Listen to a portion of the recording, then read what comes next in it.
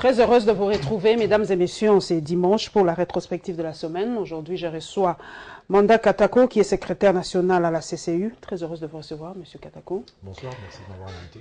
Voilà, vous êtes à la CCU, le parti de Lambert Mende, donc de la majorité présidentielle.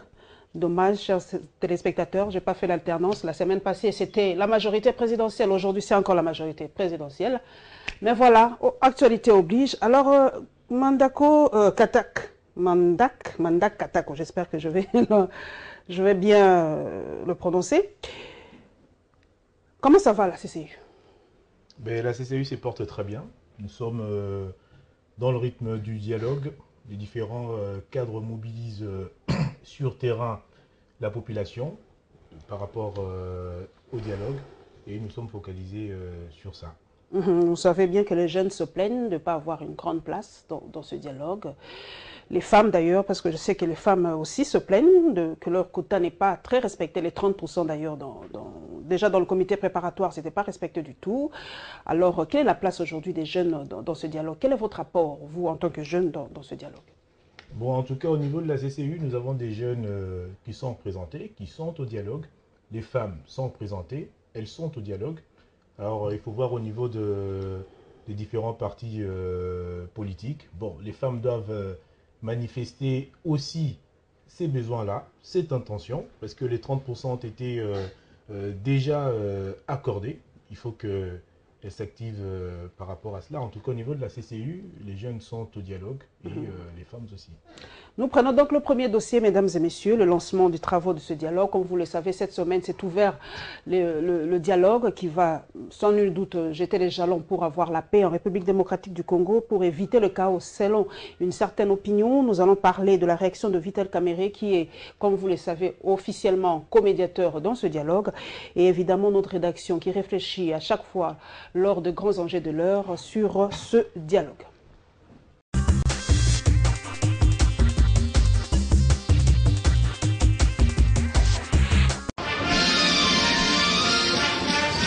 Après l'hymne national de la RDC et celui de l'Union africaine, plusieurs interventions se sont succédées du haut de la tribune. D'abord, celle du gouverneur de la ville de Kinshasa, André Kimbuta, a formulé le vœu de voir les participants à ces assises coaliser toutes les forces en vue de l'émergence de la RDC. Le défi qui se présente à notre pays aujourd'hui, au-delà d'un nouveau et consensuel schéma électoral à tracer pour le bien du Congo et des Congolais, c'est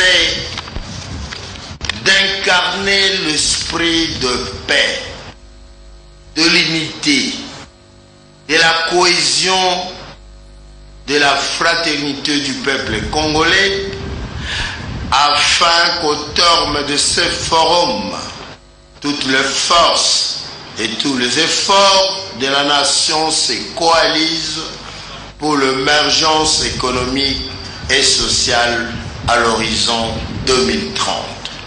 Le représentant de l'Union africaine a quant à lui souhaité voir dans ces assises l'ensemble des sensibilités de la classe politique congolaise. Le chef de la MONUSCO, Maman Sidikou, a pour sa part reconnu que le démarrage des travaux du dialogue national marque un pas important dans le renforcement de la cohésion nationale. Le facilitateur du dialogue, Edem Kodjo, est revenu sur la tâche confiée aux participants de ce forum. Mesdames et messieurs les délégués au dialogue, cet ensemble aura la redoutable tâche de porter sur ses épaules les préoccupations de l'heure de tous les Congolais, les 75 millions de Congolais, et surtout d'y apporter des réponses. Je n'ai pas de doute que vous mesurez les exigences de cette mission, certes exaltante mais délicate, qui vous est confiée. C'est une opportunité qui vous est accordée, mais aussi un défi qui vous est lancé. Signalons que les travaux sont suspendus et pourront certainement reprendre le lundi 5 septembre prochain sur demande du chef de la délégation de l'opposition, Vital Kamerhe, qui dans son speech a sollicité la médiation de l'Église catholique pour ramener à ces travaux les membres de l'UDPS, du G7 et de leurs alliés. Enfin, la banquise a craqué. Les vrais enjeux du dialogue se situent à trois niveaux. Au niveau individuel, national et international. Mais en aucun de ces trois niveaux, les violons semblent s'accorder sur la perception que chaque Congolais et la communauté internationale se font du dialogue national dont l'inclusivité pose déjà problème. En tout état des causes, le grand défi demeure un accord consensuel sur l'organisation dans le délai constitutionnel des élections apaisées. Ce qui fait dire aux uns, je cite, « Le dialogue national inclusif ne peut surtout aucunement soumettre aux discussions les acquis sacro-saints du respect de la Constitution, de l'alternance politique constitutionnelle, au risque de briser la souveraineté du peuple, mieux la paix et la stabilité nationale. » Fin des citations. D'autres affirment par ailleurs que le train du dialogue a déjà quitté la gare, mais la récusation par une frange non moins importante de la sphère politique nationale met dès lors en mal un aboutissement heureux de ce train qui a embarqué en son sein des passagers aux visées contraires et même contradictoires. Reste à décrypter une équation, celle des horizons d'attente de la communauté internationale dont les prédicats sur le dialogue ne semblent pas du tout clairs. Et les Congolais qui ont choisi la politique de la chaise vide ne jouent-ils pas par ce fait le jeu de ceux qu'ils considèrent comme ennemis du peuple? En conclusion, il y a fort à craindre un crash avec un décollage aussi difficile que cela puisse paraître, tant les perspectives restent floues et non maîtrisées totalement. Tout faux pas dans le chef de la facilitation, des dialogueurs et de tous ceux qui s'opposent au dialogue fera peser des conséquences graves sur la démocratie nationale et sur le pays tout entier, à l'instar de ce qui se passe chez nos voisins les Gabonais. Attention, attention, la survie de la nation, de la mère patrie, doit demeurer au-dessus des intérêts personnels et de ceux des groupes d'individus qui quêtent le pouvoir pour le pouvoir.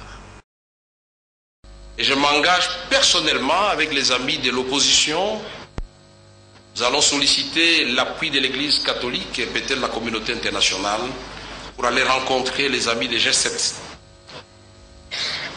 En nous regardant dans les 4 yeux qui nous disent pourquoi ils ne sont pas là et qu'ils viennent avec nous. Et il n'y a pas de piège qu'on ne saura pas démonter pour que nous voyions l'UDPS et alliés pour dire au président Tshisekedi, avec toute votre lutte, votre expérience, vous devriez être les premiers à vous soucier parce que tous les Congolais se retrouvent ensemble et que nous puissions refaire la cohésion nationale, gage du décollage économique sans paix. On a parlé de Béni, mais ça sera tout de suite rappelé le dialogue parce que l'opposition par ma bouche a proposé qu'il y ait des assises sur Béni autour du président de la République, la communauté internationale, qu'ensemble nous puissions dire qu'est-ce qui se passe à Béni et qu'est-ce que nous proposons pour que cette population retrouve la paix.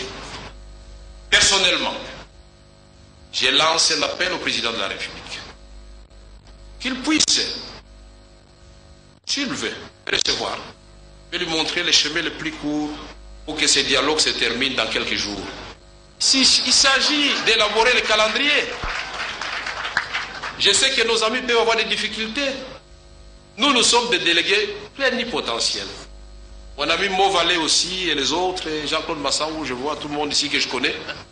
Ensemble, œuvrons pour que nous sortions de la zone de la honte et que nous démontrions à notre peuple que nous sommes capables d'oublier nos ambitions et de privilégier ses intérêts. Montrer à la communauté internationale que nous ne sommes pas et ne seront pas des éternels assistés. Les intelligences sont là, les expériences, je vois là-bas, et nous pouvons faire des miracles.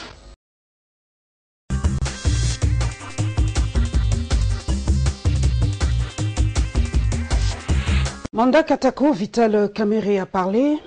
Discours utopique, réaliste? Réaliste, c'est un homme d'État qui vient de parler. Nous avons besoin de dialoguer. Certains veulent aller aux élections, certains souhaitent l'alternance démocratique. Et nous connaissons très bien les principes de l'alternance démocratique. c'est des élections libres et transparentes. Et aujourd'hui, la CENI a été assez claire. Elle a dit qu'il était impossible d'organiser les élections dans les délais constitutionnels. Si nous souhaitons, pour ceux-là qui souhaitent l'alternance, qui passe par des élections libres et transparentes, nous devons passer par le dialogue. C'est la voie obligée. Et Vital Kamerhe, c'est un opposant. Donc, si je vous suis bien, Manda Katako, chaque fois qu'il y aura des élections dans ce pays, il doit y avoir un dialogue. Madame, nous avons organisé des élections en 2006. En 2006, on a eu dialogue? En 2006, il y a eu ce qu'il y a eu. C'était Jean-Pierre Bemba et ses hommes qui ont tiré en pleine ville, à la Gombe. En 2011... Répondez bien à ma question, parce que vous avez dit pour qu'il y ait des élections apaisées dans ce pays pour 2016. Bon, 2016, ce n'est pas possible. Mais chaque fois qu'il y aurait des élections dans ce pays, il faut qu'on parle avant. Chaque fois qu'il y aurait des élections dans ce pays, on n'a pas besoin de parler avant. Mais on a eu des expériences en 2006. On a eu des expériences en 2011, madame. Une, deux.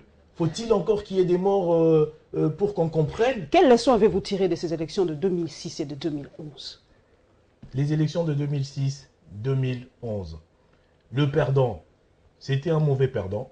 Jean-Pierre, ces hommes ont tiré en pleine ville, à la Gombe. En 2011, c'était pareil. Tshisekedi a fait descendre ses militants dans les rues et il y a eu des morts parce qu'il fallait que la police gère quand même cette situation. Il y a eu des morts. Là, nous allons à une troisième élection. La RDC est une jeune démocratie. Nous sommes dans l'apprentissage de la démocratie. Et Joseph Kabila qui a misé, qui a mouillé sa chemise, qui a retroussé ses manches pour construire ces pays, il est tout à fait normal et clair qu'il se batte pour préserver les acquis. Les acquis, c'est la paix que nous avons obtenue d'une haute lutte à Sun City. Les acquis, c'est la reconstruction que nous sommes en train de faire de ces pays aujourd'hui. Les ponts, les routes, les bâtiments, les emplois qui sont en train d'être créés. Et il est tout à fait normal que le président de la République, qui a été l'artisan numéro 1 de cette reconstruction, se batte pour les préserver. Et c'est là. C'est vrai que le président doit se battre pour préserver ses acquis, mais on a l'impression que si les choses ne vont pas bien, il perdra d'ailleurs le bienfait de tous ses acquis. Parce que, vous avez dit en 2006, Jean-Pierre Bemba est descendu dans la rue, 2011, c'est Tshisekedi, parce que selon eux, il y avait mauvaise organisation des élections. Pourquoi en 2016, les erreurs de 2006 et de 2011, on n'a pas pallié à ça et cette année, c'est encore pire. On a l'impression qu'en 2016, ça sera pire, et dans 5 ans. Donc, le cycle électoral en RDC ne sera jamais respecté. Qu'est-ce qui se passe dans ce pays? Nous irons au dialogue. Parce que dans notre vie, il faut savoir par moment tirer les conclusions sur les erreurs du passé. On a tiré les conclusions. Une fois, c'était en 2006. On a observé en 2011. Là, c'est une troisième organisation d'élections. Et il est tout à fait normal qu'à un moment ou un autre de notre vie, qu'on tire la sonnette d'alarme, qu'on s'émette, qu'on discute, qu'on dialogue. Qu'est-ce qui ne va pas? Qu'est-ce qu'on aurait pu faire qu'on n'a pas pu faire? Qu'est-ce qu'on a réussi ensemble? C'est pour ça que Joseph Kabila a demandé qu'on aille sur une table pour dialoguer. Le dialogue, ce n'est pas Joseph Kabila qui l'avait demandé. Si je me souviens bien, l'opposition l'a demandé. Déjà de 2011, l'opposition avait demandé dès 2011 ce dialogue. L'opposition l'a demandé dès 2011. Joseph Kabila n'est pas qu'un politique, c'est un homme d'État. C'est un homme d'État. Et aujourd'hui, quelle est la finalité? On retombe où? L'opposition. Dans ce fameux dialogue. Mais oui, bien sûr. Parce que nous voulons préserver les acquis d'hier, parce que nous voulons avoir des élections libres et transparentes, parce que ceux qui veulent avoir l'alternance ont besoin de passer par ces élections libres et transparentes. Et nous tirons ces expériences de 2006 et 2011. Chaque fois, Manda Katako, y aura-t-il des digues dans ce pays pour qu'on passe à autre chose? Parce que si on se rappelle bien, le grand digue qu'on a eu, c'était en Afrique du Sud. Je crois qu'on avait jeté les jalons pour qu'il n'y ait plus ce genre de dialogue pour résoudre les problèmes. Parce que je crois qu'on a eu une nouvelle constitution à l'époque, on a jeté les jalons d'une nouvelle façon de gouverner et de faire les choses. Mais on a l'impression qu'on balaye tout ça pour revivre les mêmes choses. Donc, comme le dit si bien... Madame, rien... L'histoire ne nous apprend rien, Manda Katako. Rien n'est Katako. balayé. Joseph Kabila était président de la République lorsque nous sommes allés à Sun City. Il s'est dépouillé de tout ce qu'il avait comme pouvoir. Il s'est mis sur une table de négociation. Etienne Tshisekedi l'a répété cette fois-ci, c'est ce qu'il fera. Si ce n'est pas Etienne Tshisekedi, c'est Adam Bombole qui l'a tweeté. Donc le président Kabila Ça va encore se dépouiller cette fois-ci de toutes ses prérogatives pour garder sa présidence. Et j'ai répondu à M. Adam Bombole. Je crois, nous tweetons ensemble. Oui, que c'était un ancien candidat à la présidence de la République en 2011 et qu'il devrait mettre de la hauteur dans ses tweets. Voilà. En 2006, à Sun City, Joseph Kabila était président de la République. Il s'est dépouillé de tout son pouvoir. Il s'est mis sur une table de discussion avec tout le monde. Parce que le pays était divisé, parce qu'il y avait des morts chaque jour. Il a ramené la paix. La RDC a été réunifiée. Nous sommes allés aux premières élections démocratiques, à peu près de 60 ans, les dernières élections de Lumumba. Il s'est dépouillé de tout cela. En 2011, lorsque personne ne pariait qu'on pouvait organiser des élections ici, lorsque nos partenaires, le FMI, les institutions financières, Washington, les États-Unis, et la France et consorts qui promettaient d'apporter des soutiens pour l'organisation de ces élections, lorsqu'ils nous ont laissé tomber, la RDC s'est engagée toute seule. On a eu des élections qui se sont organisées dans les conditions que nous connaissons, mais à un certain moment de notre vie, de la vie de chacun, il est quand même normal qu'on freine, qu'on s'arrête et qu'on se pose des questions. Qu'est-ce qui a marché? Qu'est-ce qui n'a pas marché? Vital Kamerhe, vous l'avez suivi, il a lancé l'appel. Est-ce que pour vous, ce dialogue est inclusif? Parce qu'on connaît déjà la réponse de Tshisekedi, il ne viendra pas. Le G7 a posé encore des préalables. Le MLC a dit niet. Alors, l'inclusivité de ce dialogue, comment vous le voyez? Si ce n'est pas inclusif, la communauté internationale se bat pour que ce dialogue soit inclusif. Est-ce que la majorité présidentielle écoutera le son de cloche ou comment je peux dire, les conditions, les préalables des autres pour venir? Parce que vous vous battez en fait pour la paix. Donc, comment ça va se passer si ce n'est pas inclusif? Ce sera les concertations bis. Le dialogue, il est inclusif, madame. Vous êtes sûr? Parce que les règles du jeu ont été déterminées. Et Eden Kodjo l'a répété. Vous dites que ce dialogue ce dialogue est inclusif, mais Vital Kamerhe dit qu'il faut que les autres soient là pour que ce soit inclusif. Roubert a dit la même chose et vous dites que ce dialogue est inclusif. C'est un jeu des mots. Voilà, les Congolais aiment bien jouer avec les mots. Inclusivité n'est pas égale à unanimité. Le dialogue, il est inclusif. Le dialogue est unanime pour vous, c'est pas inclusif. Non, madame. Puisqu'on joue avec les mots. Madame, le dialogue est inclusif. Le Premier ministre Kodjo l'a dit. Le train est parti, mais nous attendons les retardateurs qui traînent encore dehors. S'il n'y avait pas inclusivité dans le dialogue, on aurait fermé la porte derrière nous et les trains seraient partis. Mais on attend encore des gens. Pourquoi vous les attendez s'ils ne sont pas si importants? Mais la question, mais madame, pourquoi vous les attendez? C'est aussi ça la démocratie, l'unanimité. Il y a des gens qui peuvent venir, mais qui peuvent être indisposés, qui sont malades, ou qui ne peuvent pas pour une raison ou une autre venir à ces dialogues, mais c'est leur liberté, c'est aussi ça la démocratie. Mais le principe du jeu ont été bien définis, le dialogue il est inclusif, le train part, mais nous attendons les retardateurs qui sont encore dehors. Qui prendront les trains en marche. Et voilà, prendront les trains en marche. Nous avons le Premier ministre Kodjo, les médiateurs, il a accordé à Vital Kamerhe le week-end pour aller discuter avec les frères qui sont encore dehors. Mais la réponse est déjà claire, vous le savez aussi. Mais cette réponse-là ne contredit pas l'inclusivité du dialogue. Ça, c'est l'unanimité. Les gens sont libres de refuser de venir. Les gens peuvent être malades. Les gens peuvent être pas en bonne santé pour se déplacer. Mais là, vous pensez à qui? Les gens qui sont malades? Vous pensez à Etienne Tshisekedi? Non, madame, c'est des bonnes raisons. Parce que la santé aussi peut nous éviter à aller à un rendez-vous. La santé peut nous éviter d'aller à un rendez-vous. C'est des bonnes raisons. Mais on a donné, dans la réflexion de notre cher confrère Luc Mikomoka Bongatre, nous faisons le parallélisme avec le Gabon.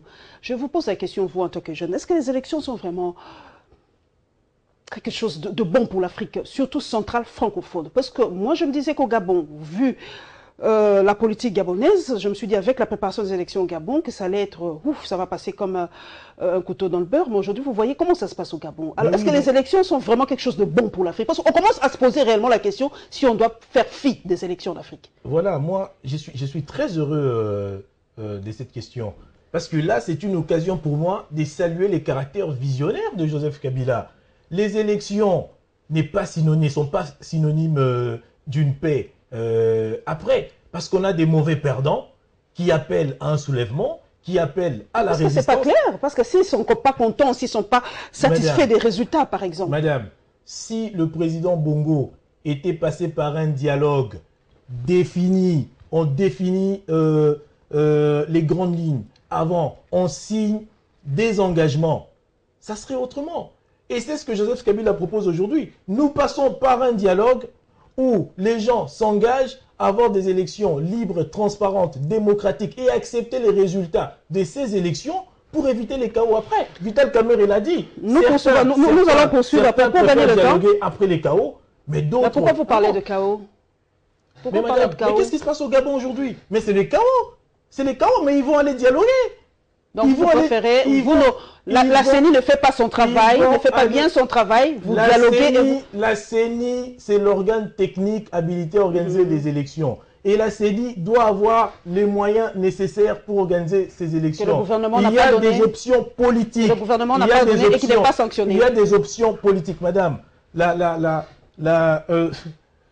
Nous allons continuer pour gagner. Nous prenons le deuxième thème, c'est toujours par rapport au dialogue. La rencontre de représentants de l'Union africaine avec la délégation par rapport au dialogue, toujours, il a rencontré la délégation du Rassemblement et la réaction des handicapés, toujours par rapport à leur participation à ce dialogue, parce que comme vous le savez, les femmes se plaignent qui ne sont pas assez représentées, les gens avec handicap se plaignent aussi. Et bien voilà, plus de détails dans ce condensé.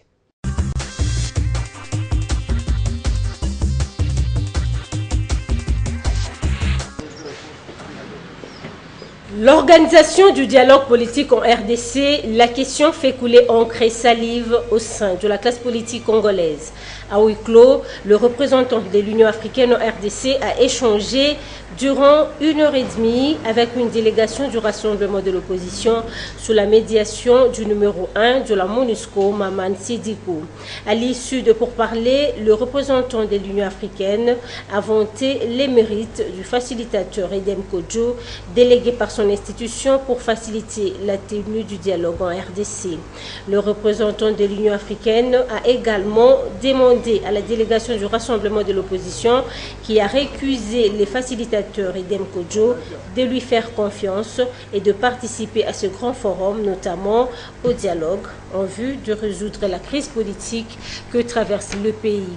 Pour sa part, la délégation du Rassemblement a promis d'examiner au comité des sages cette question, pilule difficile à avaler avant de livrer son point de vue quant à ce. L'opinion se demande donc si le Rassemblement tiendra mordicus à sa position ou encore pourra-t-il embarquer dans les trains du dialogue qui démarre déjà ce jeudi 1er septembre, sauf imprévu. Wait and see.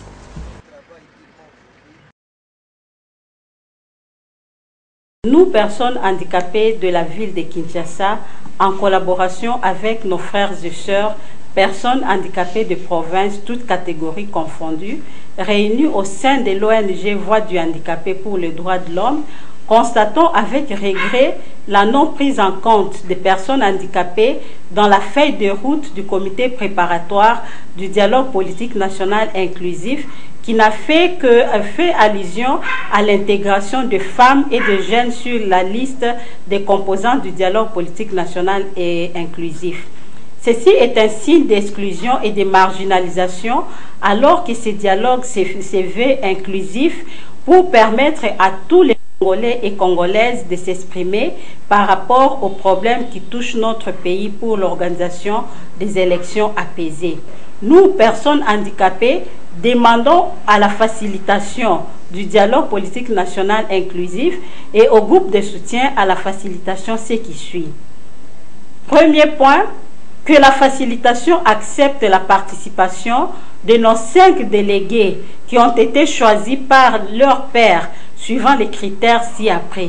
La maîtrise de la problématique électorale dans notre pays, la maîtrise des difficultés affectant la participation électorale des groupes vulnérables dont les personnes handicapées, les critères de genre et les critères de la jeunesse. Deuxième point, nous demandons que, tenant compte du point précédent, que la facilitation accepte la participation des 5 délégués des personnes handicapées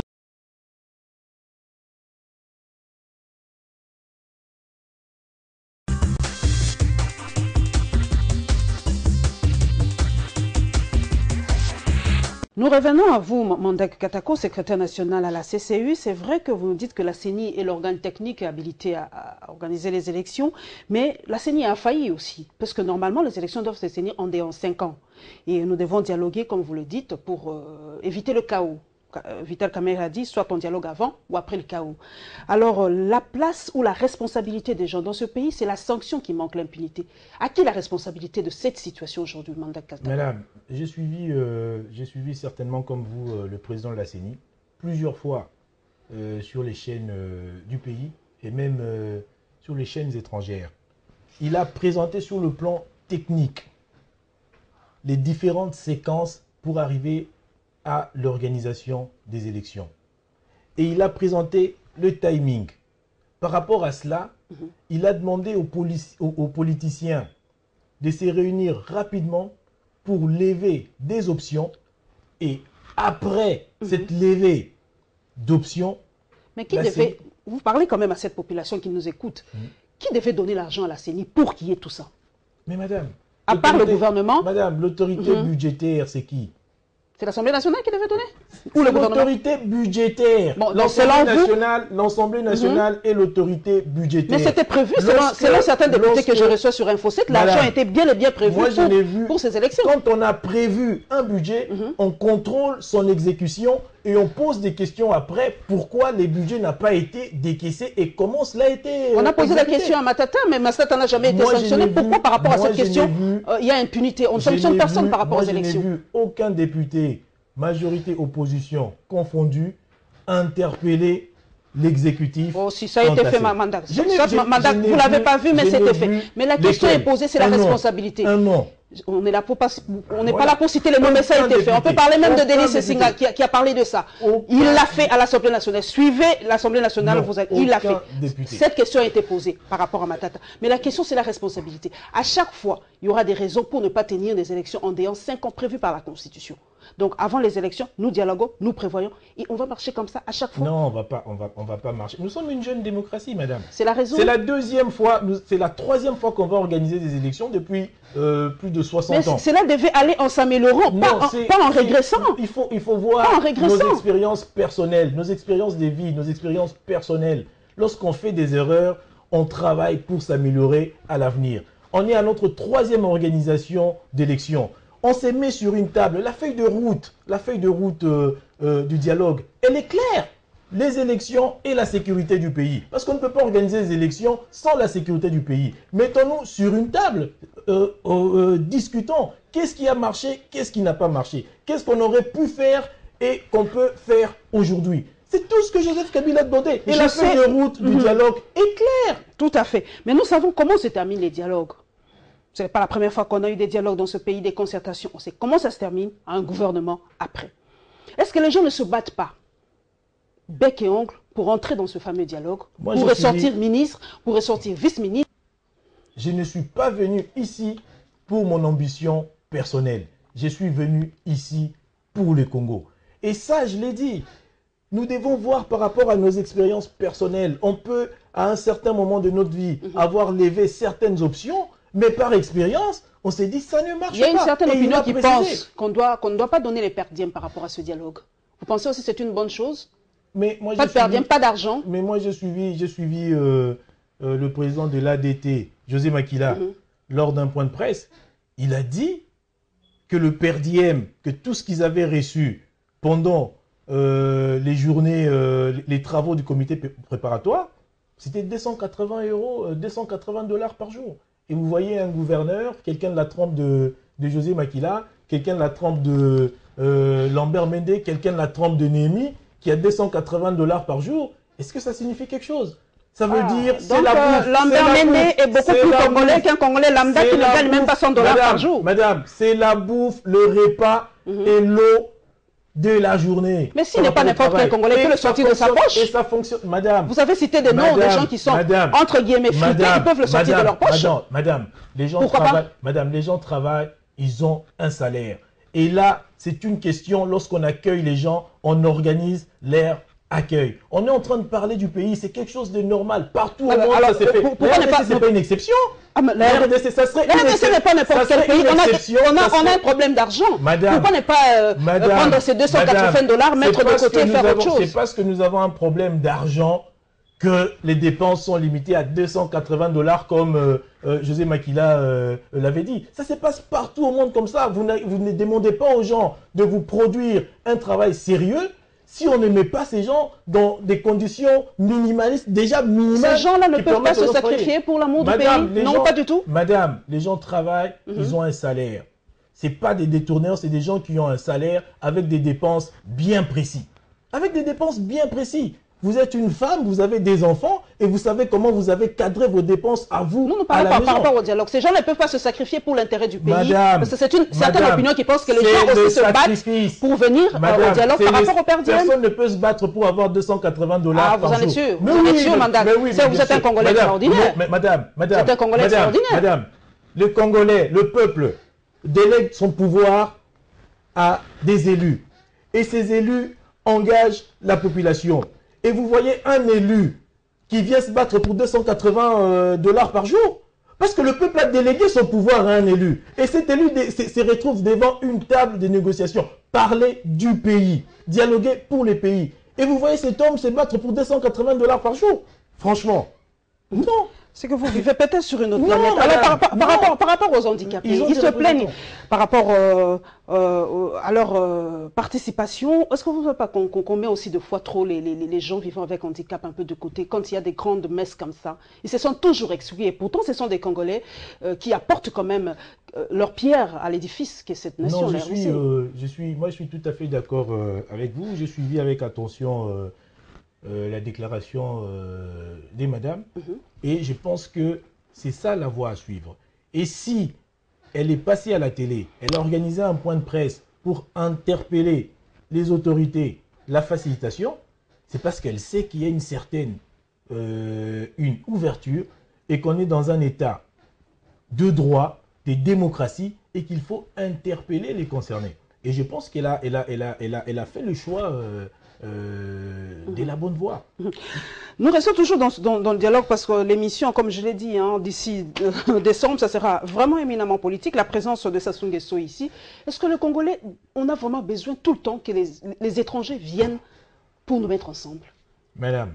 Et selon une certaine opinion, permettez l'expression, Denis Sassou Nguesso n'est pas un modèle de démocratie. Qu'est-ce qu'il peut apporter de plus pour la RDC, qu'il n'a pas fait chez lui? Madame, nous, à la CCU, c'est un parti souverainiste, nationaliste.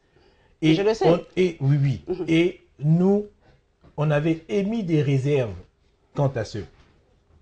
Après plus de 50 ans d'indépendance, on estimait que la RDC et les Congolais étaient assez matures pour pouvoir organiser un dialogue, une concertation, des discussions entre frères et lever des options pour l'intérêt du pays. Vous savez d'où est venu cet avis, l'option de faire intervenir un médiateur international. Vous savez d'où il est venu. Nous, on avait mis des réserves quant à ça. Et l'autorité morale de la CCU, le camarade Lambert Mende, lors d'une manifestation à l'Invest, avait été clair quant à ça. Nous conseillons au président de la République et nous insistons que nous pouvons dialoguer entre nous. Mais nous revenons encore à l'inclusivité. Comme j'ai un jeune avec moi, le quota de jeunes, j'y reviens. Est-ce que les jeunes sont bien représentés? Est-ce que vous-même, Manda Kato, vous participez à ce dialogue? Est-ce que vous avez l'impression que les jeunes portent, la voix des jeunes porte dans ce dialogue? Oui, je pense que si. Je pense que je suis bien représenté. Il y a des jeunes qui sont là. Il y a le quota des 68 pour l'opposition, 68 pour la majorité. Et je crois, si je ne me trompe pas, 39 pour la société civile. Donc, il appartient maintenant à chaque organisation, à ces plateformes, de pouvoir s'organiser sur le plan interne. Mais en tout cas, nous, à notre niveau, les jeunes sont allés à ces dialogues. Nous sommes bien représentés. Nous ne sommes pas, en tout cas, comment je peux dire, pessimistes, mais si Étienne Tshisekedi, le G7, le MLC ne viennent pas, on ne participe pas à ce dialogue, projetons un peu, comment ça va se passer? Le train va partir et puis ça va arriver à la gare et après les gens vont sortir. Est-ce que les résolutions seront, comment je peux dire, en tout cas, opposables à tout le monde? Madame, en 2006, Étienne Tshisekedi avait prédit le chaos. 30 juin 2006, pas d'élection, c'est le chaos. Il a appelé les gens, ses partisans et même la population à ne pas aller s'enrôler. Nous sommes allés aux élections en 2006. Sans lui en plus. Hein. Oui, nous sommes allés aux élections sans lui en 2006. Étienne Tshisekedi était obligé de revenir en 2011 et je suis même sûr que dans son camp, beaucoup se sont posés de questions. Les tricheurs d'hier, vous allez aux élections avec eux encore là en 2011 alors que c'était les tricheurs de 2006. Madame, nous devons apprendre à faire le travail en amont et en aval. Aujourd'hui, nous préparons les élections, les prochaines élections, des élections que nous voulons transparentes et apaisées. Nous faisons le travail en amont. Et ce travail passe par le dialogue et les conséquences du dialogue seront quoi? La transition. Après, l'organisation des élections. Mais lorsque donc, on sait déjà qu'il y aura transition dans ce pays. Madame, impérativement, il y aura transition parce que il n'y aura pas de violation de la Constitution non, il n'y aura pas de violation de la Constitution, elle est claire. Le prochain président entre en fonction. Le président... Le nouveau président entre en fonction. Voilà, le nouveau président entre en fonction. Après l'organisation des élections effectives. S'il y a eu élection.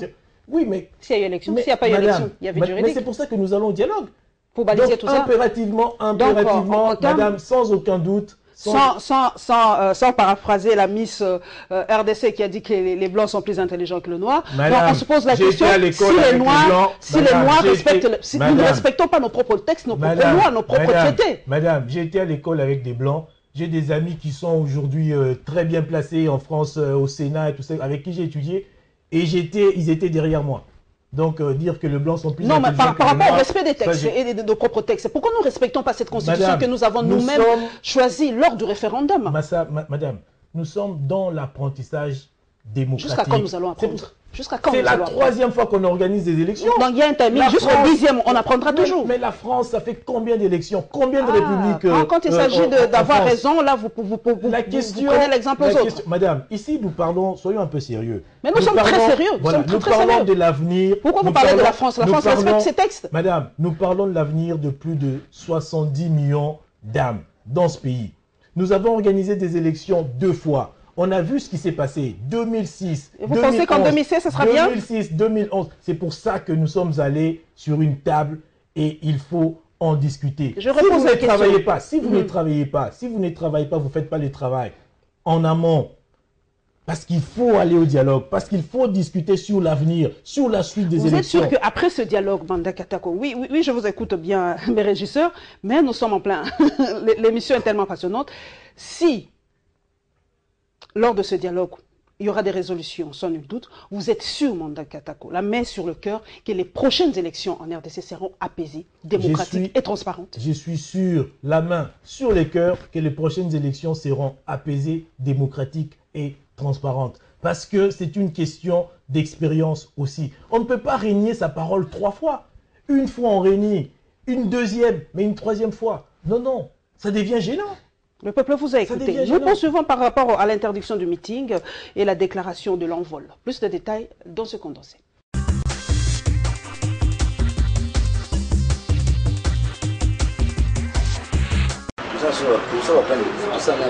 Daniel Monanteba s'est dit surpris de voir le meeting du Parti socialiste être interdit alors que tous les services habilités ont été saisis tel que l'exige la loi. Je tiens à informer l'opinion, tant nationale qu'internationale, de notre incapacité à tenir notre meeting demain.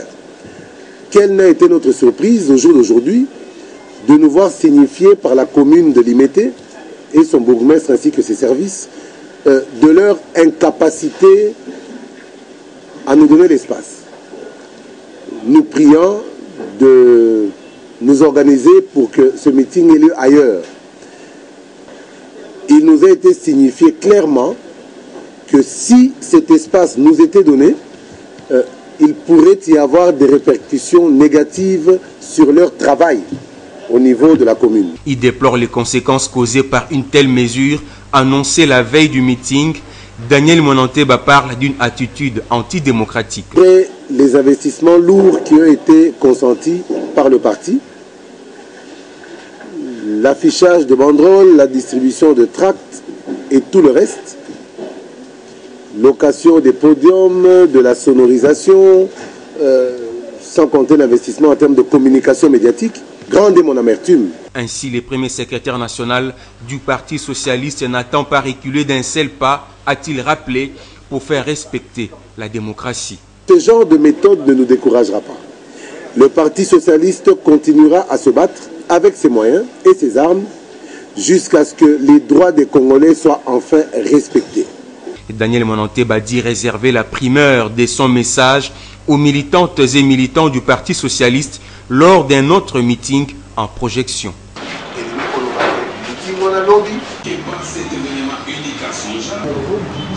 La Ligue de jeunes du Parti de l'Envol proteste avec la dernière énergie contre l'enlèvement de M. Honoré Mvula, président provincial de la Ligue de jeunes pour la province de Kinshasa. La Ligue de jeunes estime que cet enlèvement est inacceptable, tout en exigeant la libération immédiate et sans condition de M. Mvula. La Ligue de jeunes prend à témoin l'opinion tant nationale qu'internationale sur l'acharnement exercé sur le parti Envol. L'opinion se souviendra de l'interdiction fantaisiste pour la tenue de son congrès à Nyoki en janvier 2016, suivie d'une campagne de diffusion comédienne des fausses informations sur une télévision activiste à Kinshasa. Ainsi, cet enlèvement sonne comme une expression d'une stratégie bien calculée contre l'honorable Sessanga pour son engagement politique. Les enlèvements et arrestations arbitraires se sont multipliés ces jours, contredisant la parade médiatisée des mesures de décrispation politique. Ces atteintes aux libertés encouragent davantage les jeunes que nous sommes dans l'engagement pour l'alternance politique effective en 2016.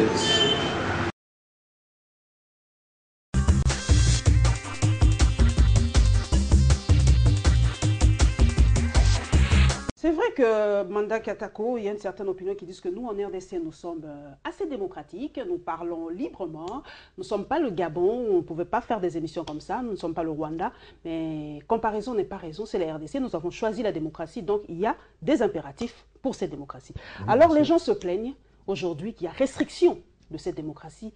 On leur interdit des meetings, on leur interdit de placer des banderoles et tout ça. Vous pensez qu'il y a restriction aujourd'hui de la démocratie, vu les enjeux de l'heure? Non, il n'y a pas restriction de la démocratie. Les gens organisent des meetings tous les jours. Nous sommes en train de vivre en ce moment la tyrannie de la minorité. Parce que nous sommes la majorité, nous. Et c'est la majorité qui engage le peuple. C'est le peuple qui a fait de nous majorité. Mais nous vivons la tyrannie de la minorité aujourd'hui, de l'opposition. On agresse des gens. On tabasse les policiers. Nous vivons cela parce que les policiers vont encadrer des manifestations de l'opposition. Nous vivons aujourd'hui la tyrannie de l'opposition. Nous vivons la tyrannie d'une minorité. Donc, dire qu'il n'y a pas, il y a restriction, non, non, il n'y a pas restriction. Les manifestations sont organisées tous les jours. Les gens interviennent à la télé, débordent, vont jusqu'au libertinage. Il n'y a pas restriction. Mais au Katanga, Kinshasa n'est pas la RDC, mais au Katanga, il y a vraiment restriction. Il y a des on règles. interdit, vous avez suivi quand même les images. Vous et moi, nous sillonnons le net, nous avons quand même vu les images au Katanga. Au Katanga, il y a eu... Qu'est-ce qui se passe au Katanga? Au Katanga, il y a eu 30 policiers blessés par les manifestants, les militants d'Envol. Il y a quand même des règles, minimum des règles. Informer l'autorité de la ville et l'autorité vous donne l'autorisation à manifester. Selon notre constitution, on informe, on n'a pas besoin d'autorisation. Mais oui, on informe. Mais je crois que lorsque vous informez, quand je parle d'autorisation, lorsque vous informez, l'autorité pourra vous dire l'itinéraire que vous voulez emprunter là. Il y a déjà une autre association qui va emprunter cet itinéraire. Donc, minimum de choses, c'est informer l'autorité. Vous ne pouvez pas descendre dans la rue comme ça. C'est la cacophonie, c'est les désordres, c'est l'anarchie. Or, l'anarchie, c'est le triomphe du malfaiteur, madame. C'est vrai. Est-ce qu'on ne peut pas utiliser des armes moins létales, par exemple? Moins létales comment? Combien il y a eu des morts? Combien ce sont des morts? Un mort, c'est un mort de trop. Madame, un mort, c'est un mort de trop. Oui, un mort, c'est un mort de trop. Selon quel rapport? Quel médecin qui a établi la cause du décès? Il faut établir cela. Il faut établir cela. On a eu 30 policiers blessés, tabassés par des manifestants. Il faut éviter l'anarchie. Il faut éviter l'anarchie. Donc la moindre des choses, quand on veut organiser sa manifestation, c'est informer l'autorité de la ville et l'autorité encadre votre manifestation. Quand on a 30 policiers blessés, et vous comprenez que le policier, c'est des gens formés pour cela. Quand on commence à avoir 30 policiers blessés, c'est qu'il y a eu vraiment violence. C'est qu'il y a eu violence. Et quand on arrive à blesser 30 policiers... C'est vrai que la population, nous sommes avec cette population qui se disent deux fois que c'est bon... C'est bien qu'ils sont formés pour encadrer, mais se voit, il y a débordement et tout ça, et les policiers lancent des gaz lacrymogènes, les gens aussi se blessent. Est-ce que vous pensez aussi à cette population qui est blessée? On habite Kinshasa tous les deux. On a vu la manifestation du rassemblement ici en face du stade des Martyrs. Zéro gaz lacrymogène. Je parle du Katanga. Oui, oui, mais... Le Katanga, c'est aussi la RDC. Mais, madame, il y a eu une plus grande mobilisation en face du stade des Martyrs que la mobilisation d'envol au Katanga. Si on avait respecté les règles du jeu, il n'y aurait pas de lacrymogène. Le rassemblement a respecté les règles du jeu. Ici, en face du Martyr, il y a eu plus grande mobilisation que la mobilisation de l'envol. Zéro gaz lacrymogène, zéro coup de bâton, zéro blessé, zéro pleurs. Les gens sont rentrés tranquillement chez eux. Mais il faut respecter les règles du jeu. C'est le minimum qu'on vous demande. Or, si vous ne respectez pas ces minimums, c'est l'anarchie. Et nous savons qu'en ce moment, il y a des politiciens qui font des prières. Pour qu'il y ait le chaos, pour qu'il y ait l'anarchie et le chaos. Vous êtes de la majorité. Si je suis votre analyse, quand vous êtes de la majorité, vous n'êtes pas pour le chaos, c'est donc l'opposition qui est pour le chaos. Madame, c'est ça? J'ai dit, mais Vital Kamerhe est de l'opposition. Vital Kamerhe est de l'opposition, il est au dialogue. Jean-Lucien Boussa est de l'opposition. Il est au dialogue. Sami Badi Banga, président du groupe parlementaire UDPC allié, il est de l'opposition, mais il est au dialogue. Il a carrément dit, par exemple, que l'opposition républicaine n'est pas de l'opposition. L'opposition, ça... Qui est opposant, qui ne l'est pas, ça c'est un débat des opposants. Je ne veux pas entrer dans ce débat-là. Ça, c'est un débat des opposants. Donc, les opposants sont pour le chaos. C'est ça? Madame, j'ai dit... Il y a des hommes politiques. Quand les opposants, par exemple, réclament le respect du délai constitutionnel, Madame, quand les opposants, par exemple, réclament qu'il y ait ça et ça et ça, donc ils sont pour le chaos. Madame, j'ai dit il y a des hommes politiques qui prient chaque jour pour qu'il y ait le chaos dans ces pays. Vous en savez quelques-uns? Mais écoutez-moi, je vais y arriver. C'est quand même quand vous dites vous organisez... Quel est cet homme politique qui doit prier pour la destruction de son pays? Madame, lorsque vous organisez une manifestation sans informer l'autorité habilitée à encadrer cette manifestation, dites-moi que vous êtes pour la paix. Mais vous n'êtes pas pour la paix. Est-ce que la mobilisation n'est pas constitutionnelle? La mobilisation, elle est constitutionnelle. La marche n'est-elle pas constitutionnelle? Et il faut informer l'autorité habilitée à encadrer cette manifestation. Vous et nous sommes des intellectuels. Je crois que l'opposition, en France, certains partis informent. Plusieurs fois, moi j'ai géré une association d'étudiants en France. Plusieurs fois, on a organisé des manifestations et on informait la préfecture. Et vous êtes sûr que les opposants n'informent pas? Madame, mais...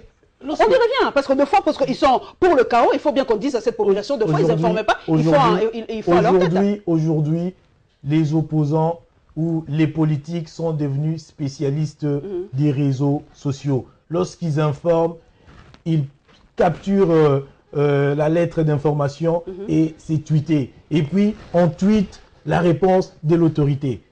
Mais qu'ils les fassent. Qui nous donnent des preuves, ils ont informé quelle était la réponse de l'autorité. Pourquoi vous n'utilisez pas les réseaux sociaux? Mais nous sommes dans les réseaux sociaux. D'ailleurs, c'est quand même bien que vous évoquiez ce sujet de réseaux sociaux.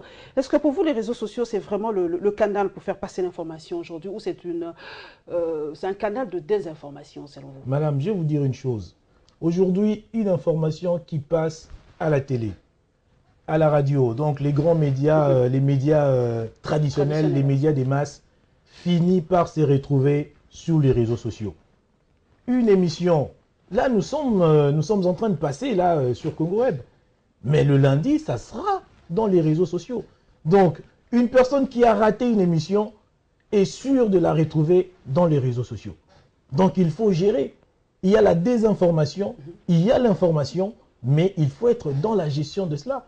Et nous, au niveau de la CCU, nous sommes dans les réseaux sociaux. Mais maintenant, il faut faire un travail de communication comme nous le faisons pour permettre un travail de pédagogie aussi, pour permettre aux gens de comprendre que vous êtes dans un réseau, il y a plusieurs informations qui arrivent, il faut savoir discerner la bonne de la mauvaise. Mais vous attaquez souvent, je vous suis sur Twitter, vous n'êtes pas très galant sur Twitter. Non, je suis vous répondez du tic-au-tac, hein, des fois. Non, mais du tic-au-tac, ça ne veut pas dire qu'il y a manque de galanterie. Non, je suis très galant, mais je réponds. On ne peut pas laisser aux gens à raconter, à croire que le réseau est un monopole réservé à une certaine catégorie de la classe politique. On vous accuse aussi de ce déficit parce qu'on ne vous sent pas beaucoup, vous n'êtes pas nombreux à assumer. Hein, parce que quand vous êtes de la majorité présidentielle, être sur les réseaux sociaux, il faut avoir, permettez l'expression, non, je ne peux pas le dire, c'est trop fort. Non, il faut être fort pour... non, je ne peux pas le dire. Donc, il faut avoir... Une amie. Donc, comment vous faites d'abord pour encaisser de fois les injures, encaisser les insultes? Vous êtes de la majorité, vous êtes jeune. Comment vous faites chaque jour? Au fait, j'évolue dans les réseaux sociaux. Je ne porte pas de cagoule, comme je l'ai dit souvent. Vous n'êtes pas sous un faux nom, d'ailleurs. Voilà, sous un faux nom. Avec votre photo, je sais. Voilà, avec ma photo, avec mon nom, et j'ai tweet comme cela. Une amie m'a appelé de Paris, me dit non, mais je regarde... les réactions des gens, mais franchement, je m'étonne comment tu résistes. Comment tu résistes. Beaucoup faire, mais après un laps de temps. En fait. Mais madame, quand on est dans la vérité, c'est la politique, c'est la désinformation aussi, comme vous venez de le dire. Mais lorsqu'on est dans la vérité, on vient pour répondre à la désinformation et au mensonge. Le reste, peu importe les injures, calomnies et consorts, ça, ce n'est pas le vrai problème. Ça, ce n'est pas le vrai problème. Parce qu'aujourd'hui, je viens sur Twitter, on m'insulte, je bloque. Mais ça veut dire que je vais laisser le terrain. Voilà, je vais laisser la place et le terrain au mensonge, à la désinformation. Je reste présent et je comprends qu'il s'agit ici des tactiques des menteurs. Et il faut réagir à cela. Comme vous le savez, quand il y a élection, comme au Gabon, on a bouché les réseaux sociaux. Au Mali, on l'a fait. Chez nous, on l'a fait à un moment. Vous pensez que c'est vraiment la solution quand il y a tension de boucher les réseaux sociaux? Moi, je pense que... Parce qu'aujourd'hui, c'est vraiment une infraction contre le droit humain. Aujourd'hui, quand on empêche les gens d'accéder à l'Internet, aujourd'hui, c'est contre les droits humains. Moi, je pense qu'il n'y a pas plus important que la vie humaine. Donc... Aujourd'hui, la France est en train de réformer sa loi par rapport à la cybercriminalité. Tout est en train d'être révisé parce qu'on a compris qu'il y avait beaucoup de libertés et ces libertés sont allées au libertinage et il y a eu des morts. Il y a des gens qui apprennent, qui forment, qui donnent des cours, des notions, des fabrications de bombes, du djihadisme, qui recrutent sur Internet. Et parce qu'il y avait trop de largesse, aujourd'hui, nous avons des morts en plein Paris tués par Kalachnikov. Et la France est en train de réformer ses lois par rapport à ça. Aux États-Unis, après 2011... On ne ferme pas l'Internet quand même. Hein. On n'empêche pas les Français à réforme. Vous savez, madame, les États-Unis ont bloqué près de 60 000 sites Internet. On peut le faire, mais pas fermer l'Internet. Nuance. Madame... Fermez les sites. Fermez les sites que vous jugez pas très bons, mais n'empêchez pas les gens d'accéder à l'Internet. Il n'y a pas plus important que la vie humaine. Lorsque une vie est en danger, on intervient tout de suite et on gère après le reste. Et les Français, la France aujourd'hui, le gouvernement français est en train de s'en rendre compte. Il y a des comptes qui sont désactivés comme ça, sans poser de questions. Tout de suite, c'est désactivé, c'est éteint, sans poser de questions. Et je vous dis, même nous, à notre niveau maintenant, on a des accords avec Facebook. ou des comptes sont désactivés aussi. Des comptes sont désactivés. C'est légal. Hein? Mais oui, mais c'est légal. C'est légal. On ne peut pas laisser les gens prêcher la violence, la haine, les injures, les insultes, les assassinats sur Internet. C'est un média. Et c'est le plus grand média du monde en ce moment. C'est le plus grand média. C'est le média qui coûte moins cher et on y accède facilement. Avant de prendre quand même le tout dernier volet de notre émission, nous allons quand même aller à l'Est. La situation à Béni, vous en tant que jeune, comment vous lisez? Quelle est votre lecture de cette situation qui perdure à Béni? Chaque jour des morts, peut-être pas chaque jour, mais chaque semaine, chaque mois, il y a des morts. Quelle lecture faites-vous de ça? Pourquoi l'Est bouillonne toujours autant? Est-ce l'échec de notre gouvernement? Qu'est-ce qui se passe à l'Est? En tout cas, ce qui est sûr et vrai, c'est que le gouvernement est responsable de la sécurité des Congolais. Mais le gouvernement n'est pas coupable des assassinats. Cette phrase-là, j'ai bien aimé. Donnez-nous la nuance, parce que nous nous jouons sur les mots. Hein. Expliquez à cette population, comme à ma fille de 18 ans, qui va comprendre responsabilité et culpabilité. Expliquez en français facile. Expliquez en français facile. Le gouvernement est responsable, pourquoi?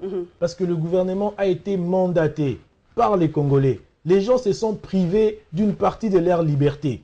Ils ont donné ces pouvoirs-là à des élus qui ont sorti un gouvernement qui doit gérer, sécuriser, encadrer les populations.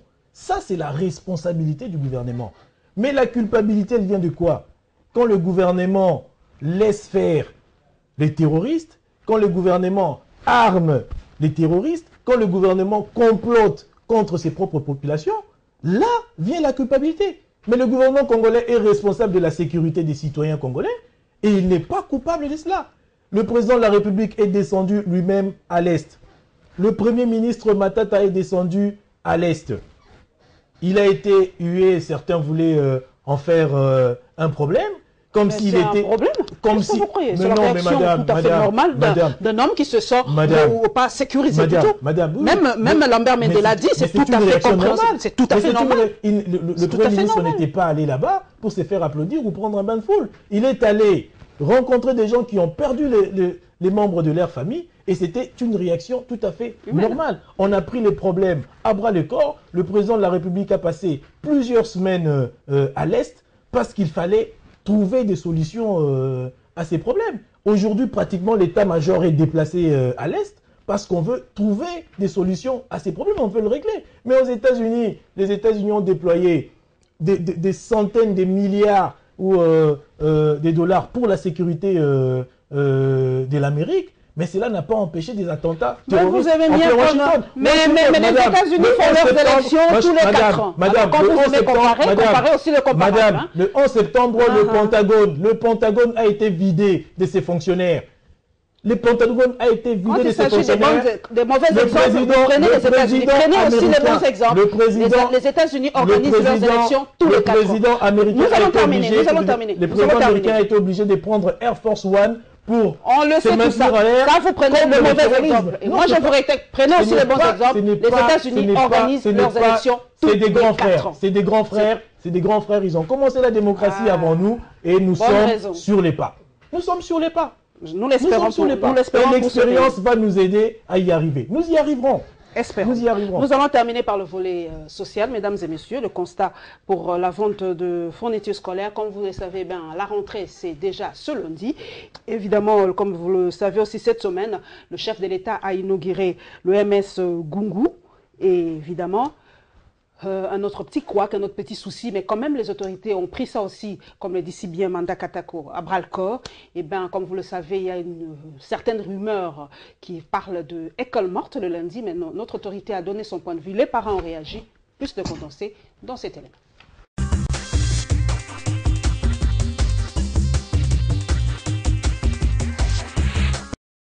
On ne peut pas associer l'école à la politique, parce que c'est tout à fait différent. Les enfants, quand ils sont nés, c'est pour que nous puissions les aider à être bien élevés. Bien sûr, la politique aussi peut contribuer à l'élévation de l'enfant, mais laisser l'enfant évoluer indépendamment de notre politique. Que les parents envoient les enfants à l'école, qu'ils ne prennent pas compte de tous ces rumeurs. Ces rumeurs n'ont rien à voir avec la rentrée scolaire. Ça, c'est la politique. Donc, on doit laisser la politique aux politiciens et les enfants doivent rentrer à l'école. Les politiciens, dans l'ensemble, doivent tous être responsables et sérieux. On ne voit pas comment, après peut-être 2 ou 3 mois que les parents se sont sacrifiés pour que les enfants rentrent à l'école. Pour leurs affaires politiques, ils doivent paralyser la journée de lundi où chaque enfant est content de rentrer à l'école et disent que non, que cela soit sans école ou bien journée non scolaire. Moi je pense que ce n'est pas une bonne chose.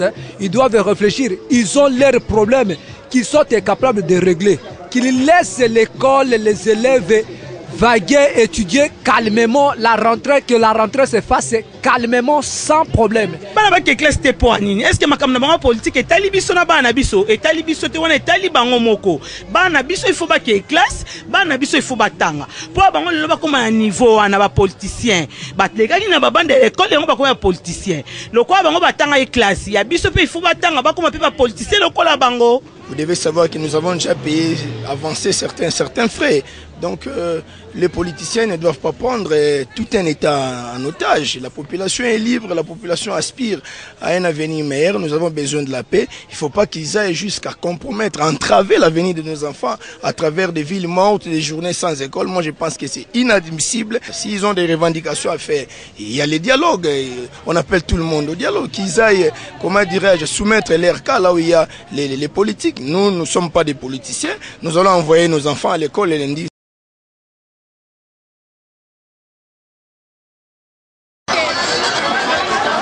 Rentrée scolaire 2016-2017, l'heure est à l'achat des uniformes, des objets classiques et autres, du moins pour les retardataires. Quelques parents rencontrés aux alentours du marché central de Kinshasa ces jours disent être prêts pour envoyer leurs enfants à l'école le 5 septembre prochain. Je m'étais préparé mollo. Donc pour moi, ils peuvent rentrer parce que depuis les vacances, je me préparais lentement. Pour que le lundi, les 5 ils puissent rentrer. Donc ils peuvent rentrer. D'autres par contre continuent à se lamenter car les fournitures scolaires ne sont pas au complet. On n'a pas d'argent, les parents ne savent à quel sens se vouer. Qu'est-ce qu'on va faire avec les enfants? Les enfants traînent à la maison, même moi je vends ici, je vends l'uniforme mais je n'ai pas l'argent pour acheter des ketchup, des cahiers et tout cela. En tout cas, il n'y aura pas de rentrée. Essaye de reporter un peu. Papa n'a pas prêt.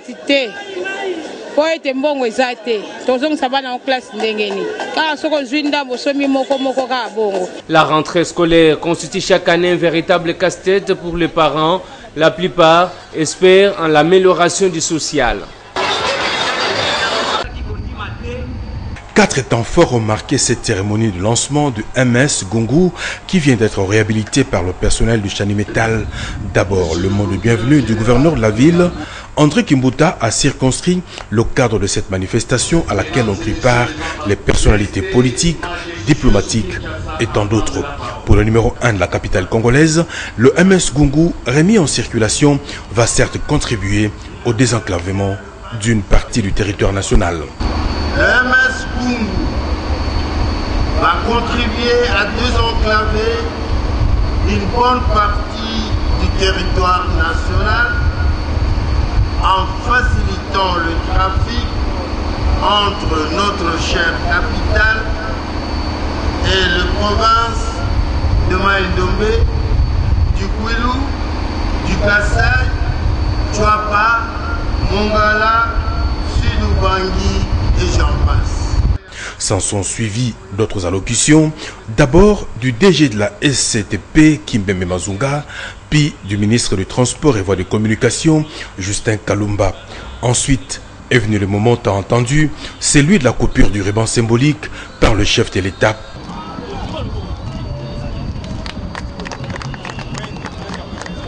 Joseph Kabila et sa suite ont visité le MS Gungu.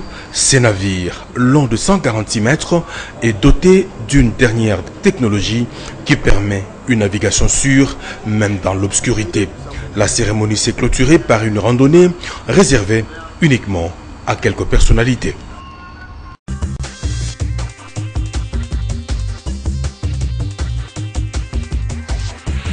Vous avez vu les images, Manda Katako, le chef de l'État est allé inaugurer le bateau MS Gungu. Mais une certaine opinion pense pourquoi on réhabilite toujours les anciens. Pourquoi on n'achète pas des bateaux neufs? Ou Chani Metal, qu'il avait fait à l'époque, ne peut pas aujourd'hui fabriquer des bateaux neufs pour la RDC? Pourquoi toujours prendre des trucs de seconde main en RDC? Bon, moi, en tout cas, déjà, l'inauguration du MS Ngungu par le président de la République m'a rassuré. Cela m'a rassuré.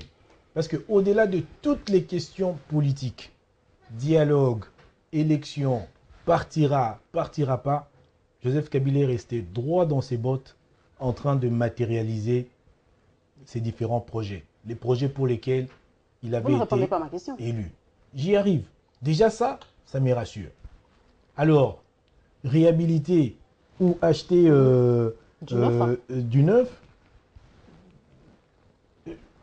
à mon avis, il y a des commissions généralement qui sont mises en place pour gérer ces genres de questions. Et en ce moment, il faut voir, c'est quoi les budgets? Ou la question la plus simple, est-ce que la RDC est incapable, Mandak, est-ce que la RDC est incapable aujourd'hui de s'acheter quelque chose de neuf, comme un avion, comme un bateau, comme un train? Madame, on est incapable. Madame, avant de parler de la redistribution de richesses, il faut d'abord penser à la production. Et la production, c'est l'infrastructure adéquate qui nous permettra de produire, de relancer notre économie et d'avoir plus d'argent pour acheter du neuf. Mais entre-temps, est-ce qu'il faut croiser les bras? Est-ce qu'il faut attendre avoir du neuf? Il faut avoir l'infrastructure adéquate à relancer la production. Et MS Ngungu est une infrastructure appropriée aujourd'hui pour relancer l'économie. ITB Kokolo, depuis son lancement, l'inauguration, a transporté près de 14 000 tonnes de marchandises. Donc ça veut dire que... Ça fonctionne toujours, ITB Kokolo? Oui, ça fonctionne toujours. Sur l'eau. C'est toujours sur l'eau. Mais il y en a qui disent que c'est déjà en panne. Hein. Non, ça c'est des mauvaises langues. C'est toujours des mauvaises langues. Non, hein? c'est des mauvaises langues. Ça, madame, vous savez, je vais vous dire une chose. L'opposition dans ce pays peut faire bouger les lignes. L'opposition peut faire avancer les choses. Mais il faudrait qu'elle arrête d'être une opposition obstructionniste. Il faut proposer crédible et responsable. Il ne faut pas être une mauvaise langue. ITB Kokolo a transporté près de 14 000 tonnes de marchandises, madame. Mais il faut voir l'impact dans l'économie du pays. Et aujourd'hui, on rajoute les MS Ngungu, qui sera à peu près pareil sur le plan du tonnage. Mais c'est l'économie qui est en train d'être boostée. C'est l'économie qui est en train d'être boostée. On ne peut pas parler de la redistribution de richesses lorsqu'on ne sait pas comment produire ces richesses. La production passe par les routes, la production passe par les ponts, la production passe par les voies de transport, navigation, bateaux, avions. La production passe par l'électricité. Et aujourd'hui, on voit clairement que le gouvernement est engagé à relancer, à mettre en place l'infrastructure adéquate. Cette société existe encore, Chani Metal? Chani Metal toujours. Chani Metal? Ça existe encore? Mais MS Ngungu a été rénové par Chani Metal. Mais oui. Pourquoi on ne peut pas produire un nouveau bateau? Donc vous avez dit que, bon, comme on n'a pas assez d'argent, mais madame, vous avez fait allusion aussi à l'électricité. Vous avez fait allusion à l'électricité, il faut l'électricité. Mais comme vous le savez, l'électricité en RDC, c'est vraiment une catastrophe. Hein. Malgré la campagne vraiment presque menaçante de la SNEL, mais la population se plaint aussi. Il n'y a pas de courant, ils vont payer quoi au fait? Vous comprenez quand même cette population aussi. Madame, je comprends parfaitement la population. On a l'impression de fois que la majorité ne comprend pas la population. Moi, je comprends parfaitement la population. Et je vais vous dire une chose. Moi-même, j'ai eu à travailler dans le cadre d'un projet de la Banque mondiale, SAPMP, électrification de l'Afrique australe, et PMDE, électricité domestique. J'ai fait le tour, le Bas-Congo, les installations hydroélectriques au Katanga, jusqu'en Zambie, madame. La Banque mondiale a investi beaucoup d'argent pour la stabilité, pour stabiliser l'électricité. 73 millions de dollars d'études pour Inga 3. Près de 2 milliards de dollars pour le SAPMP. J'ai travaillé sur le plan communication de ces projets. Et il était prévu que le projet arrive à terme fin 2016. On y travaille. Dernièrement, la Banque mondiale s'est retirée du projet Inga 3. Mais la BAD, aujourd'hui, a pris le leadership de ces projets. La BAD a dit non aussi. La BAD n'est pas très chaude. La BAD, elle est très chaude. Vous en êtes sûr? Oui, la BAD, elle est très chaude. Je poserai un peu la question à Eric Chikouma de Zumeko pour savoir si la BAD est vraiment à fond dans ces dossiers. On a ouï dire qu'elle n'est pas très chaude. La BAD, elle est très chaude. Parce que la SNEL, c'est une garantie sûr, lorsqu'on investit sur le plan électricité avec la SNEL ici, c'est une garantie. La rentrée scolaire, est-ce que vous êtes tombé, nous qui vivons avec vous sur les nets, sur ce tract pour l'école morte? Quelle est votre lecture? Est-ce qu'on doit mettre... C'est vrai que la population, cette fois-ci, s'est quand même levée pour dire non à ça. Les parents ont dit non, les écoles se lèvent pour dire non. Le ministre Macky Mangou dit ne politisons pas nos écoles. Alors, qu'est-ce qui va se passer lundi? Madame, je vais vous dire une chose. Pourquoi ça? Pourquoi ce choix-là qu'a fait le rassemblement de proposer l'école morte? Je vais vous dire une chose. Lundi, école morte, c'est le résultat du manque, quand on manque de crédibilité, quand on ne sait pas être une alternative, quand on ne sait pas proposer crédible. Ils ont échoué avec leur ville morte. Et tout le monde a compris que c'était de la responsabilité des parents qu'on retenait nos enfants à la maison pour éviter le pire dans la rue. C'est ce qui va se passer lundi. C'est des tactiques des menteurs. C'est ce qui va se passer lundi.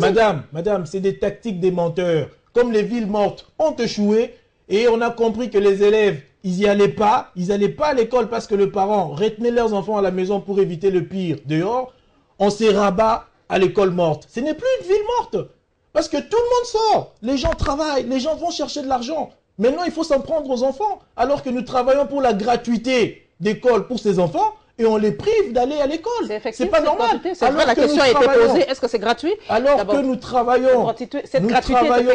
travaillons pour démobiliser les enfants de groupes armés, vous refusez aux enfants d'aller à l'école. C'est pas sérieux. C'est pas correct, madame. C'est un combat perdu d'avance ou c'est assez... Comment je peux m'exprimer? C'est ridicule.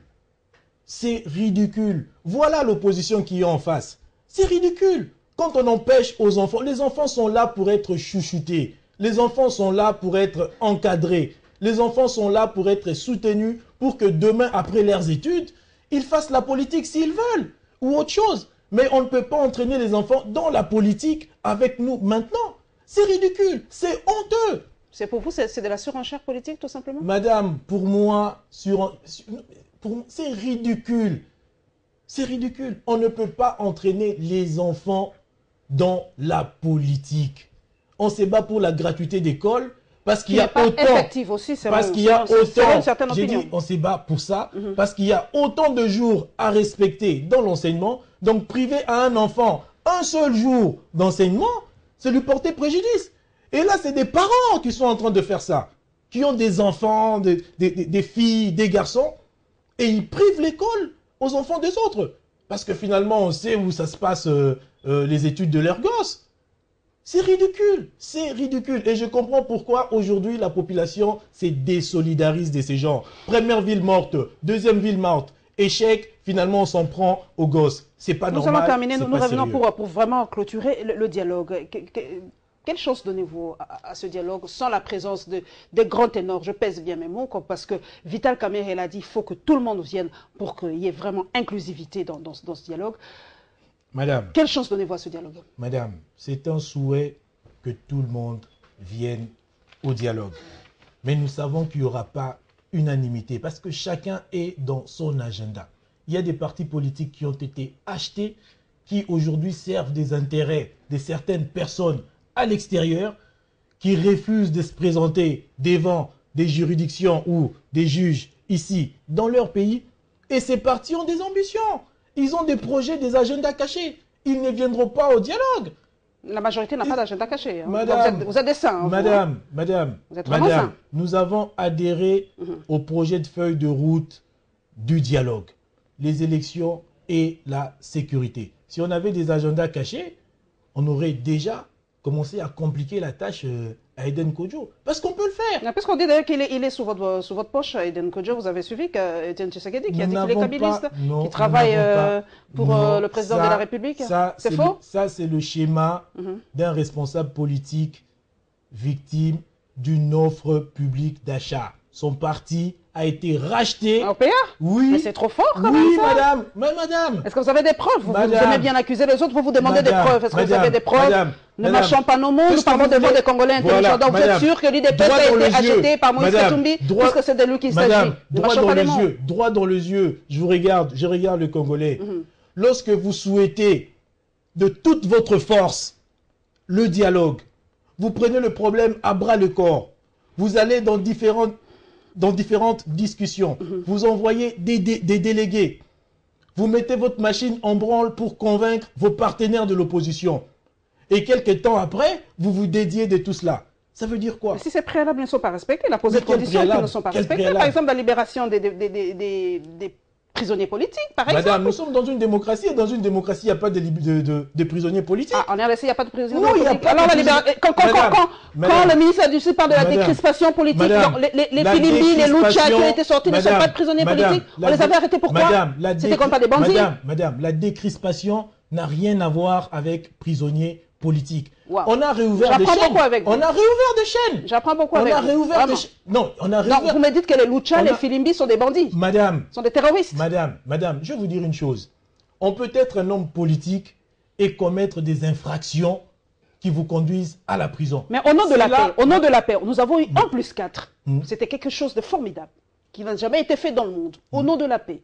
On a refusé Bosco Tanganda, on a refusé d'ailleurs de l'amener ici, au nom de la paix. Est-ce qu'au nom de la paix, de cette paix qu'on veut à tout prix, est-ce qu'on ne peut pas prendre ou tenir en compte les desiderata de l'opposition au nom de la paix? Mais lesquels? Qu'est-ce que ça compte? Par exemple, par rapport à Moïse Katumbi, quand on lève les mesures par rapport à Moïse Katumbi, est-ce que vous avez peur de Moïse Katumbi? Pourquoi quand on parle de Moïse Katumbi, vos nerfs ou vos cheveux se tendent? Madame, la décrispation ne veut pas dire l'absence de justice. Il y a des crimes qui sont imprescriptibles. Comme quoi? Qu'on ne peut Qu'est-ce que Moïse a fait qui est imprescriptible? Qu'on ne peut pas gracier. Comme quoi? Le viol, le meurtre, le détournement, l'abus de biens sociaux. Et lorsque le chef de l'État gracie les prisonniers, ce n'est pas un truc, c'est pas nominal, c'est une loi générale, des catégories. Vous êtes dans telle catégorie, oui, vous êtes gracié. Vous êtes dans telle autre catégorie, oui, vous êtes gracié. Mais si vous ne vous retrouvez pas dans cette catégorie-là, vous ne pouvez pas être gracié. Il ne faut pas faire de Joseph Kabila un dictateur. Il ne faut pas faire de Joseph Kabila un dictateur. Moïse Katumbi a eu le temps de venir se défendre ici. Non, on l'a condamné sans qu'il soit là. Non, mais il aurait dû être là. Il aurait dû qui l'a fait sortir de ce pays? Qui l'a fait sortir? C'est le parquet, c'est pas un tribunal. On l'a condamné par contumace. C'est le parquet ne condamne pas. Et qui l'a condamné? Mais c'est le tribunal. Il devait être là, non? Il devait être là pour... Mais oui, c'était au pénal, il devait être là, il pouvait venir. Il a un jet privé. Pourquoi c'était si pressé? Pourquoi c'était si pressé cette condamnation? Madame. On ne pouvait pas l'attendre. Madame. Il n'y avait pas péril en la demeure, que je sache. Il a reçu l'invitation du tribunal. Il a un jet privé, il bouge, il va partout où il veut. Il pouvait venir. On interdit à ce jet d'atterrir ici. Non, mais il aurait pu prendre Air France. Première classe, il en avait le moyen. Mais oui, il en avait le moyen, madame. Mais il a son jet, alors. Mais madame, si on demande avec son jet, laissez ce jet venir. Pourquoi vous refusez à ce jet de venir? La fin justifie le moyen. Quels sont les moyens que vous avez utilisés pour arriver à telle fin? Quels sont les moyens que M. Katumbi a utilisés pour arriver aux fins de venir se défendre au tribunal? Il pouvait bien prendre un billet d'Air France. Première classe. Le président Kabila a pris Congo Airways pour faire son voyage. Est-ce que Moïse Katumbi est plus important que Joseph Kabila? Non, madame. La fin justifie le moyen. C'est de la manipulation. Moïse Katumbi ne voulait pas venir au Congo, il ne voulait pas venir se défendre parce qu'il savait qu'il était coupable. Il a eu toute l'opportunité de venir se défendre. Il n'est pas venu. Aujourd'hui, vraiment, Moïse Katumbi, c'est le diable, hein, pour vous de la majorité présidentielle. Madame, Moïse Katumbi... C'est vraiment le diable, c'est l'homme à abattre. Hein. L'ennemi numéro 1 de la RDC. Madame, c'est pas l'homme à abattre.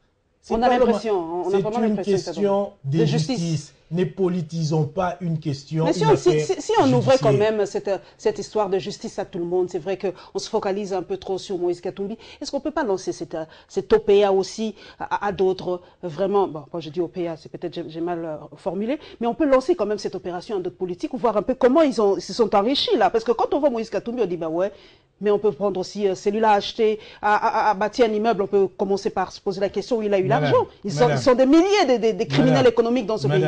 Madame, c'est pas venu par hasard la plainte contre Moïse. Stoupis, un grec, un citoyen, un individu qui a été malmené, qui a été écrasé par la puissance du gouverneur. Et lorsque... Mais oui, bien sûr, il a dit. Il a été écrasé par la sa famille en Grèce aussi a démenti. Nous n'avons pas joué à ce jeu de Non, ping-pong. non, il a fait un point de presse. Mais vous avez suivi aussi sa famille. Non, c'était de la manipulation. Toujours de la manipulation. C'était de la manipulation. Toujours de la manipulation. Manipulation. Donc, Katoum achète même les Grecs. Madame, il est très fort alors. Manipulation. Mais il y a une crise économique en Grèce. Oh là là là là là. En tout cas, pitié à vous les Grecs. Vraiment les Grecs. Dommage. Nous sommes à la fin, mon Grec. Manipulation et achat de conscience. Nous sommes vraiment à la fin. Avait l'opportunité de venir se défendre. Mais il n'a pas fait. Mais il a acheté les Grecs. Des tactiques des menteurs. C'est vraiment dommage. Dommage à vous les Grecs, vous êtes vraiment achetables, comme nous les Congolais, il paraît. Oh, non, donc nous allons terminer. Nous sommes vraiment à la fin. Merci à vous, mesdames et messieurs, pour votre fidélité à cette émission. Merci en tout cas à tous mes followers sur les réseaux sociaux et bon début de semaine en tout cas à tous les journalistes de Journalistes en Action, RDV, dimanche prochain, Inch'Allah.